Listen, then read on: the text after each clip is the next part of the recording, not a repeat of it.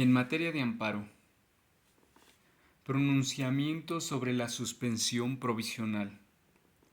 En principio, cabe puntualizar que de conformidad con el artículo 107, fracción 10, primer párrafo de la Constitución y los numerales 125 a 158 de la Ley de Amparo, la suspensión constituye una medida cautelar que tiene la finalidad de preservar la materia de la controversia y evitar que su solicitante sufra una afectación a su esfera mientras se resuelve el fondo del asunto, mediante la aplicación de medidas conservativas, es decir, paralizantes de la ejecución del acto reclamado, o bien de tutela anticipada, esto es, con efectos restitutorios de las condiciones necesarias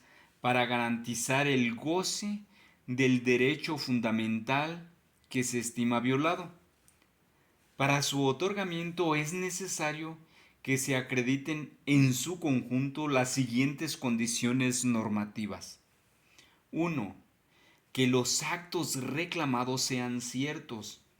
Para que una medida cautelar pueda proyectar sus efectos sobre una determinada realidad jurídica, es necesario constatar la existencia del acto reclamado que se pretende suspender. En su fase provisional, la Suprema Corte de Justicia de la Nación ha sustentado que las manifestaciones vertidas en la demanda de amparo sobre la existencia de los actos generan una presunción sobre su certeza, al ser los únicos elementos con que se cuenta para resolver. Y esto lo vemos en la jurisprudencia 5 del 93 de la segunda sala de la Suprema Corte, que se titula Suspensión provisional para decidir sobre su procedencia, debe atenderse a las manifestaciones del quejoso respecto de la certidumbre del acto reclamado. 2. Que el solicitante de la medida acredite su interés suspensional, dependiendo de la naturaleza del acto reclamado y el derecho fundamental sobre el que éste se proyecta. La parte quejosa debe probar que es titular de un derecho subjetivo, que es el interés jurídico, o bien el daño inminente e irreparable a su pretensión en caso de que se niegue, derivado de su especial situación frente al orden jurídico, y este es el interés legítimo. Para el otorgamiento de la suspensión provisional, el máximo tribunal del país ha establecido que basta que el interés suspensional se pruebe de forma indiciaria. Y al efecto tenemos la jurisprudencia 61 diagonal 2016 de la segunda sala de la Suprema Corte de Justicia de la Nación, que dice interés legítimo para el otorgamiento de la suspensión provisional en términos del artículo 131 de la Ley de Amparo, basta que el quejoso lo demuestre de manera indiciaria. 3. Que los efectos del acto reclamado sean susceptibles de paralizarse. En términos de los artículos 131 y 147 de la Ley de Amparo, no es factible otorgar la suspensión cuando su concesión implique lo siguiente. A. La modificación o restricción de derechos. B. La constitución de derechos que no se tenían antes de la presentación de la demanda. Y C. Que se agote o deje sin materia una eventual sentencia estimatoria de amparo, cuando la suspensión se solicita con efectos restitutorios. Al respecto es ilustrativa la jurisprudencia 70/2019 de la primera sala de la Suprema Corte de Justicia de la Nación, de rubro siguiente: suspensión. La naturaleza omisiva del acto reclamado no impide su procedencia. Asimismo, la jurisprudencia, bueno, lo dejamos hasta ahí. Y continuamos con el número 4. Ponderación de la apariencia del buen derecho frente al perjuicio que la concesión puede causar sobre el interés social o la contravención a normas de orden público. Aquí en la contravención de normas de orden público podemos citar la jurisprudencia 204/2019 de la segunda sala de la Suprema Corte de Justicia de la Nación, que dice: suspensión. Para decidir sobre su otorgamiento, el juzgador debe ponderar simultáneamente la apariencia del buen derecho con el perjuicio al interés social o al orden público. Así pues, para otorgar la suspensión es necesario realizar de forma simultánea un juicio de probabilidad anticipado acerca de la inconstitucionalidad del acto reclamado y una valoración sobre si la eventual concesión causaría perjuicio al interés social o al orden público, lo que, en términos generales, puede acontecer cuando se priva a la colectividad de un beneficio que le conceden las leyes o se le infiere un daño que de otra manera no resentiría. Y aquí podemos citar la jurisprudencia 8 de la segunda sala de la Suprema Corte de Justicia de la Nación, que su rubro dice: suspensión del acto reclamado, concepto de orden público para los efectos de la. Por tanto, no es factible conceder la suspensión si se concluye que el perjuicio al interés social o al orden público es de mayor entidad que los daños y perjuicios que puede sufrir el quejoso con los efectos del acto reclamado.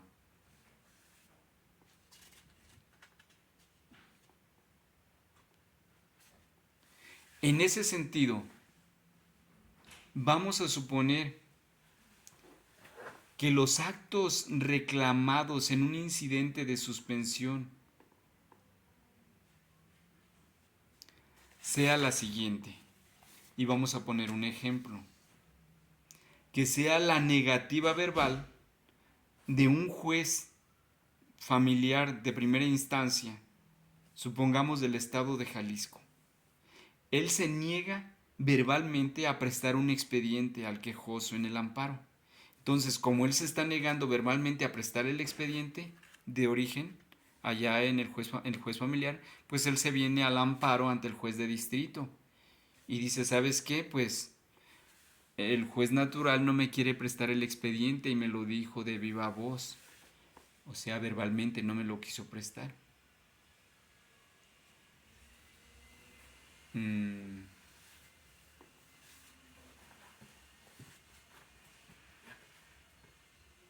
En ese caso, no se van a encontrar reunidas todas las condiciones necesarias para la concesión de la suspensión provisional. ¿Por qué? Pues, en virtud de que la quejosa reclama la negativa verbal del préstamo del expediente de origen.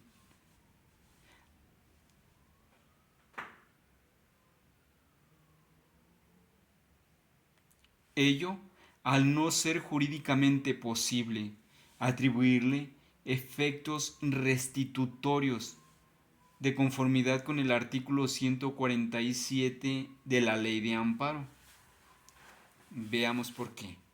Al respecto, si bien, en términos del segundo párrafo del citado numeral, cuando sea jurídica y materialmente posible, a la medida cautelar de mérito puede dársele efectos restaurativos, esto es, restablecer a su peticionario en el goce del derecho humano que se estima vulnerado, hasta en tanto se resuelva en definitiva el juicio de amparo del que deriva la cuestión incidental, para lo cual es necesario emprender una estimación de mera probabilidad acerca de la apariencia del derecho y un juicio de verosimilitud tendente a ponderar que, de no suspenderse el acto reclamado, las violaciones aducidas quedarán consumadas y si se tornaran de difícil o imposible reparación, perdiéndose en consecuencia la materia en torno a la cual gravita la instancia constitucional. Lo cierto es que el caso no es procedente conceder la medida cautelar, habida cuenta de que no se actualiza una de las condiciones legales previstas por el numeral 147 de la Ley de Amparo, consistente en que sea jurídicamente posible obrar en esos términos. En efecto, si bien es cierto que la finalidad que persigue la medida de suspensión de los actos reclamados es que el órgano jurisdiccional esté en aptitud de proteger el derecho que se estima vulnerado, cierto es también que debe preservarse el estado en que se encontraba ese derecho, con anterioridad al acto de autoridad lesivo de ese interés, por el tiempo que dure la tramitación del juicio de amparo principal, que dirima en definitiva las cuestiones de constitucionalidad planteadas por la parte quejosa, cuando de concederse la medida cautelar se materialice de forma definitiva.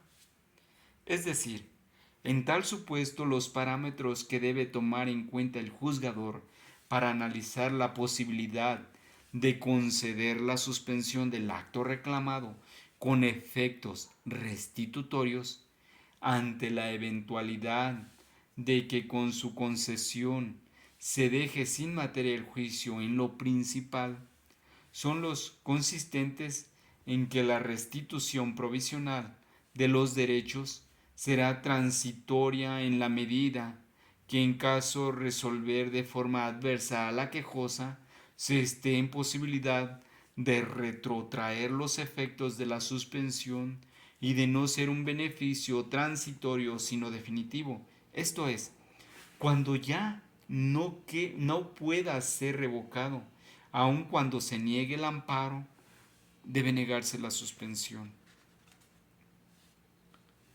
Lo anterior se trae a colación por el siguiente criterio sustentado por la segunda sala de la Suprema Corte, 338 diagonal 2022, que dice: suspensión del acto reclamado con efectos restitutorios, parámetros que debe tomar en cuenta el juzgador al analizar la posibilidad de conceder ante la eventualidad de que con ello se deje sin materia el juicio de amparo en lo principal.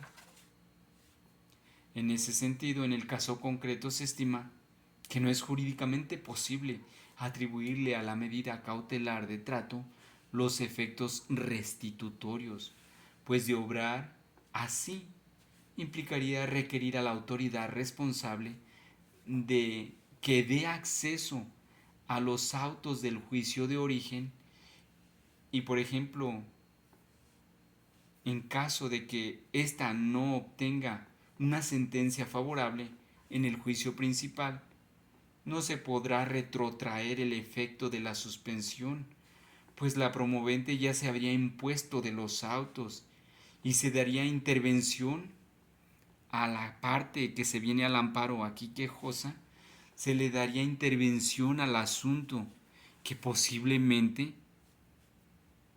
no tenga derecho a ello. El juez de distrito no sabe aún cómo está el asunto. Originalmente todavía no tiene las constancias del juez de origen. Entonces, como se está solicitando una medida cautelar, como es la suspensión provisional, entonces el juez tiene que resolver sin ver, porque los incidentes son rápidos, efectivos, son resoluciones, como se dice, aquí estamos hablando de la suspensión provisional del acto. Acuérdense que después se dicta la sentencia en el incidente, que es la suspensión definitiva, y también se resuelve si se sigue concediendo o no. ¿Sí? Entonces ahorita estamos hablando de la suspensión provisional, y en esos términos, por eso es imposible conceder en esos términos este acto, porque se le daría efectos restitutorios.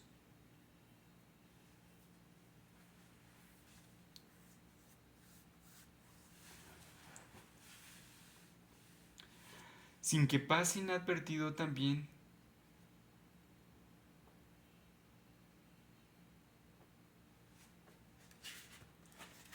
eh,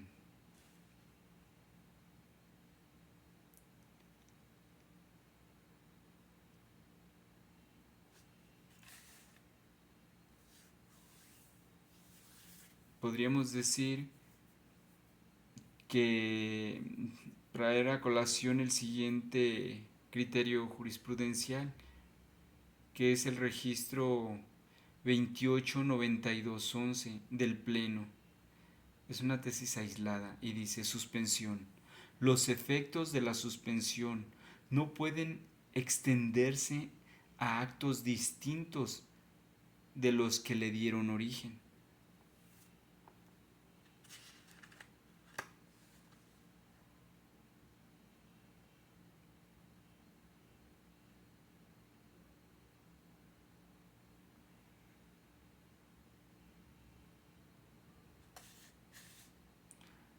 Y la otra que dice suspensión, alcance. Sus efectos no pueden abarcar actos distintos de los que fueron materia de ella. Bueno, esta tesis es la 1148.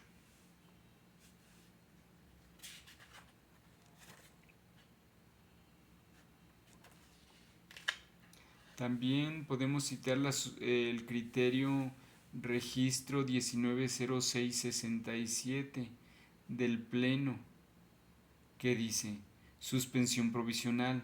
Debe notificarse personalmente al tercero perjudicado el proveído que la concede,